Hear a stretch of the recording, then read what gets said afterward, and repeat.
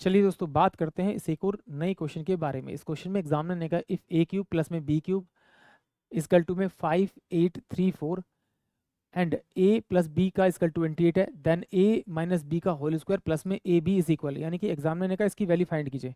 देखिए सेम वही दो तरीके हैं। एक तरीका है कि आप यहाँ पर ए और बी की वैल्यू रख लीजिए। जैसे यहाँ पर देखिए ये 8 बन रहा है, यानी 28 बन रहा है, यानी कि 5 और 3 8 बन रहा है। तो हो सकता है कि ये 15 हो और ये आपका 13 हो या कोई और वैल्यू, बट लास्ट में इसका 8 बनना चाहिए। अब क्या करना पड़ेगा, इसे क्यूब करना पड़ेगा। अगर वैल्यू मान करे तो ये तो अब सॉल्यूशन करने से भी ज़्यादा लंबा हो जाएगा।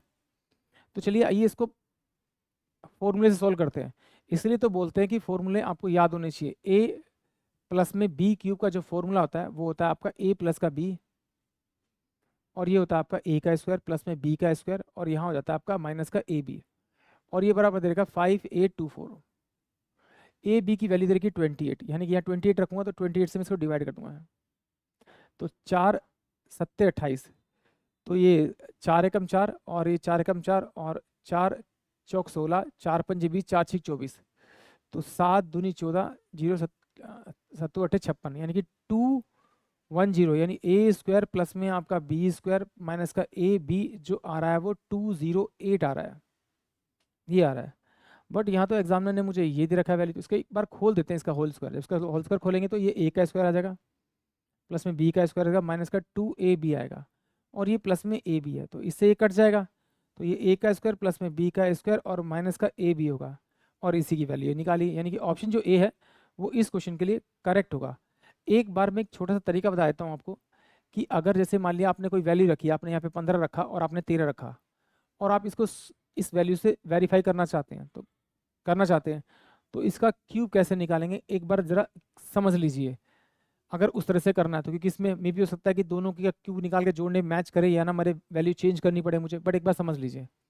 जब भी हम लोग क्यूब निकालते हैं, और ये जो क्यूब जो है वो 11 to 19 तक वर्क करता है, जो तरीका मैं बता रहा हूँ, उसके बाद इसकी कंडीशन चेंज हो जाती है।